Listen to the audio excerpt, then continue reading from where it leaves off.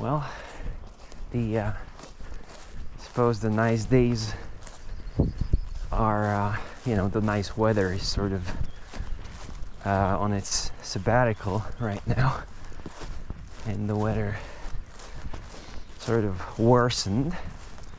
It's supposed to rain today whole day. So far it's not raining, which is a nice surprise. I thought I'm gonna be drenched this morning, but not yet. So hopefully it's not gonna catch us later on. There was a dead cat on the intersection of our street with the main road. So someone, and it was definitely run over by a car. I mean, it was hit by a car, that's what I mean. It was it had a bloody sort of, there was blood, and there was blood running from its snout, and it was fuck. Now I'm thinking if it wasn't, no, it was larger than that. I was thinking if it wasn't a cat of our neighbors we kind of befriended, and they have a very cute, it was the same color, it was the sort of a British short hair gray, but no, it was smaller. No, it wasn't that, it wasn't their cat, no. I hope. No, it was smaller than that. Now I just realized, damn, maybe it was that one. But I've seen one other. Oh, you know which cat it is? No, hold on. I was thinking, because we've seen a sort of a British short hair. If you remember in one of the videos, I said, wow, that doesn't look like your regular street cat. And I think this was the one, because it looks like a British short hair. And I am not aware there's another one looking like that, apart from the one that our neighbors have. But that one is quite small, and it's not the British short hair. It's the Russian type of a British short. There is a different breed, and it's like smaller. It's got shorter hair. It's like very sort of lean. So they have that one. But I am not aware of any other free roaming cat that would have this British short hair, gray British short hair sort of color. So I think that might have been the one we've seen a couple of days ago in the forest, and it was hit by a car. Yeah.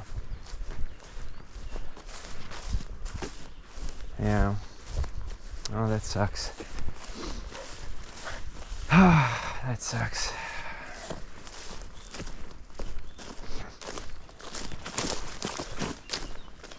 Yeah, I think it must have been that one. I mean, there might be more sort of gray color, British short hair sort of type of cats here roaming, but it's not very usual color that you see in a, sort of free roaming countryside cats, it's quite specific. So yeah.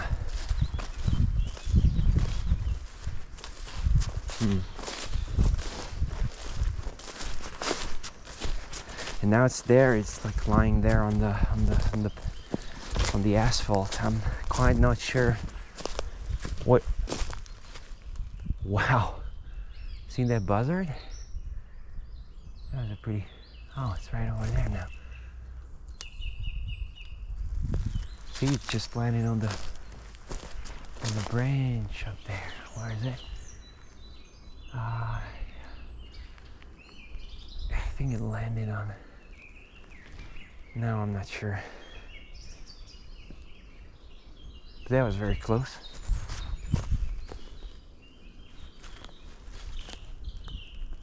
Might have a nest here somewhere, probably. Although I haven't seen any bird of prey nest here.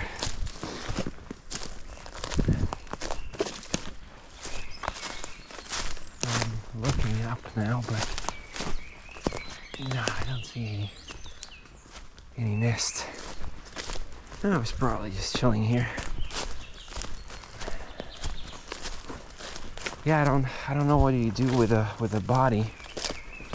I remember a cat that was run over and hit by a car on one of the roads leading up to the main road, and it was there for a long time. You know, I remember like nobody, like I guess everybody was just driving around it or sort of over it, and nobody really did anything. I guess it didn't have any owner, or maybe the owner didn't know that it's got ran over, and it was there for a long time. And then someone or something, I'm not sure, dragged it by the side of the road and just left it there. And I don't know what happened after I stopped going that way. So, but yeah, it's right there on when you connect to the main road from our street, and it's there. So I'm not sure what to do, if to do anything. I don't know, because it was certainly someone's cat. I'm very certain of it. You know, it's not a, like almost every cat, all the cats here are somehow, you know, someone's, you know, tied to someone's sort of household, let's say. And this was a healthy and looked after cat, you know, that was just like roaming around freely. But yeah, I don't know what do you do in such case, like, because I feel like, I don't know, when an animal dies like this, it's kind of, I don't know.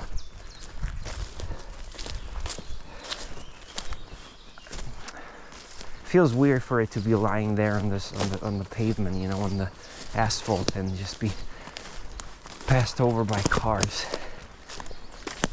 Kind of feels. Oh, there was a black woodpecker. I don't know. I would say disrespectful, or like, I don't know. I just feel like it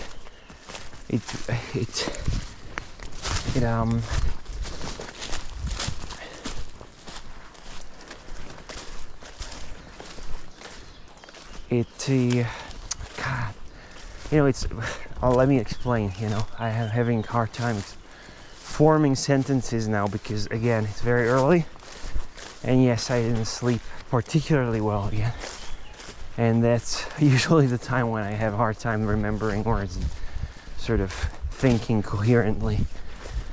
So what I wanted to say is that it not requires a burial. There's a word that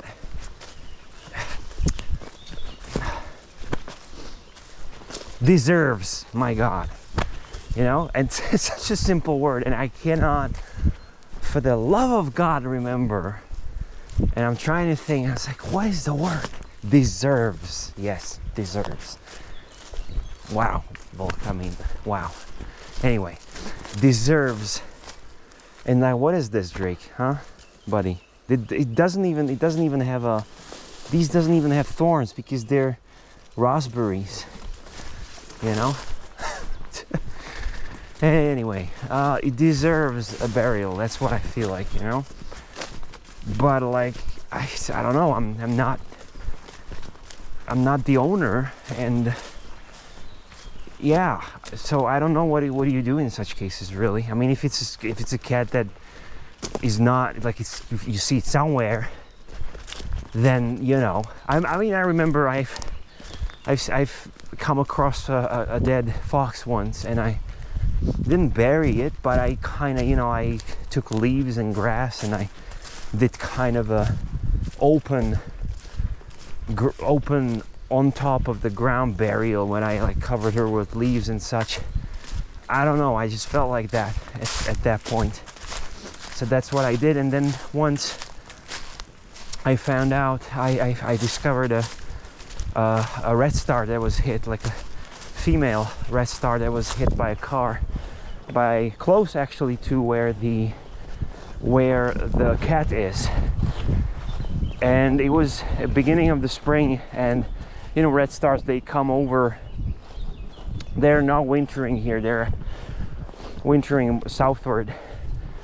So it must have It must have got from wintering grounds. And you know, there is a nesting box, like 2 nesting boxes in fact, that I've put on our house, and where they nest yearly, every year, you know, sometimes once, sometimes twice. And this one must have arrived from the wintering grounds, and it was like beginning of spring, and it got hit by a car. And I don't know, when I've seen that, you know, it was there, lying there, almost like sleeping on the concrete, on the asphalt. I don't know, I got all emotional, and I was like, you know, it's such a shame that it was just beginning to, you know, enjoy spring, and it arrived like from the wintering grounds, you know, it like went through all that, and it was just about to, you know, probably start finding a mate and, you know, nest and all that, and got hit by a car. And that saddened me a lot, and I took it back to the garden and I buried it there, and I was crying, I remember, because I just felt this deep sadness for the fact that it just didn't get to enjoy the spring, and didn't get to, you know, it was like such a beautiful day, and the spring was starting, and I think redstarts freshly arrived from the wintering grounds, and so that was the time when I was like, yeah, I'm gonna, you know, bury this redstart, because I felt like it deserved it. And it felt weird to just leave it there on the asphalt, you know, being passed by cars and motorcycles and all that. So I did that. But with the cat, I don't know. I don't know. It's, for one, it's a pretty large animal. For two, I am not its owner, and also I don't know. What would you do? I don't know what is the right course of action here. I think the best would be that the owner, you know, buries it and takes it and buries it somewhere. But I don't know who the owner is, and I think maybe one of our neighbors might know, because she's like into cats, and so maybe she might know whose cat that is. And I mean, they're going through. I mean, they're living down the street, so I think when they're gonna see the cat, they're gonna either notify someone or yeah. So I guess I'm just gonna sort of not do anything in this case. But I kind of feel like, you know, it's a shame, you know. And yeah, it definitely deserves some respect and some nice burial. Yeah. Oh, so there was the white deer yesterday, quote unquote white deer. You know, the thing is, that's the thing. It was not there in the morning when I was walking over there, because the field was actively being harvested, you know, so that they made the haystack while I was walking in the forest, so I didn't see it. And then when it came out, it was there, so that confused me, because it was really something that wasn't there in the morning. But it was a haystack. Yeah.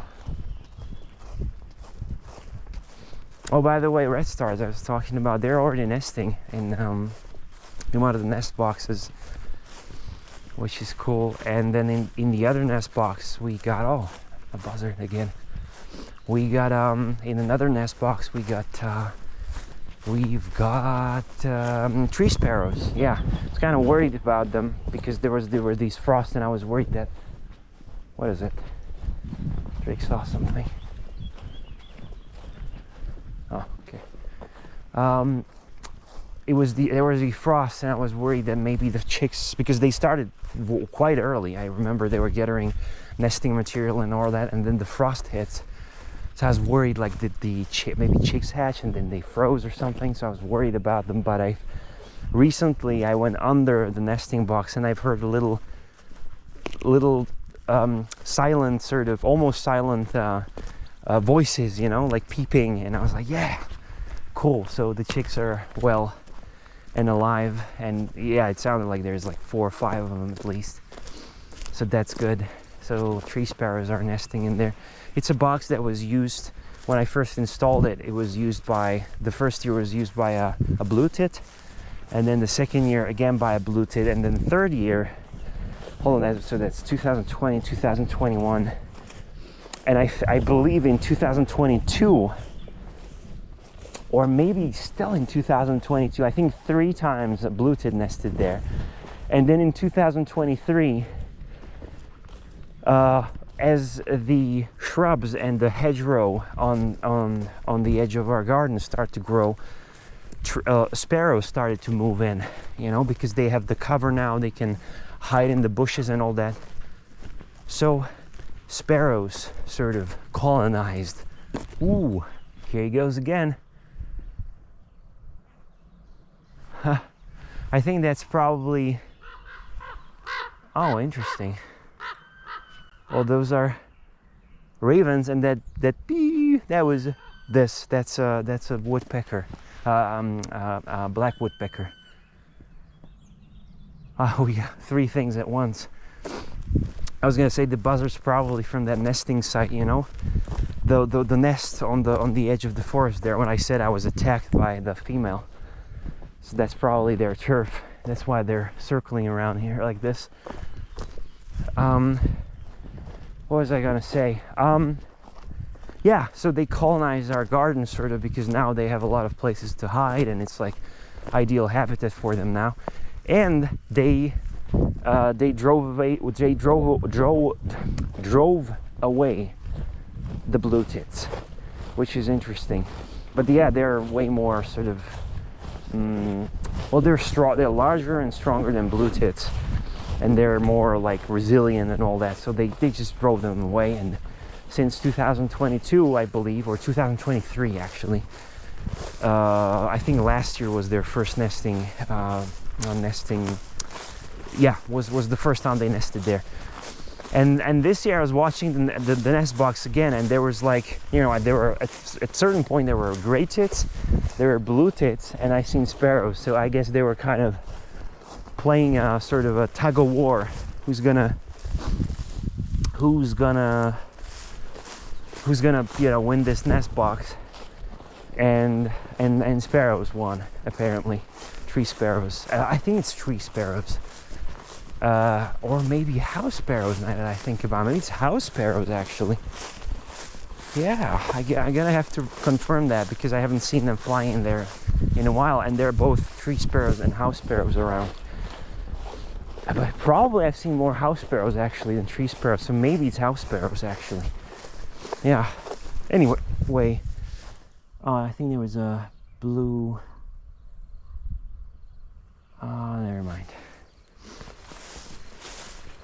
All right, and I don't want to, you know, I don't want to jinx it, but I don't have an allergy yet, which is cool. And look at all that flowering grass here. Yeah, I'm like, no allergies so far. That would be great if I would drop, like if I would just shed it, you know, that would be great. Because it's really annoying. And I never had it before, and now it's like every year for the past 4 years or something. Anyways. Oh, I was about to, there is a bottle, plastic bottle of water, probably left by, I don't know who, it's like a small one.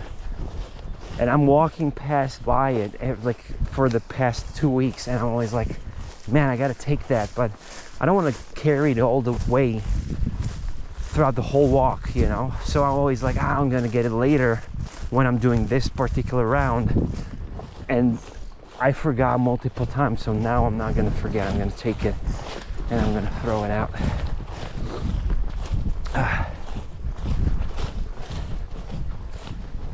Yeah.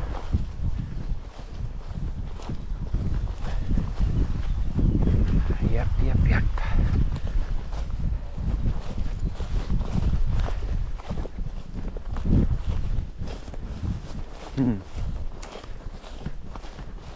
I think it was around here somewhere.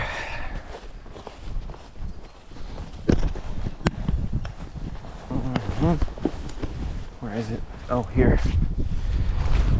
Yep. Okay, let me take it. Yeah, it's Gee, it's like barely open, really. Okay.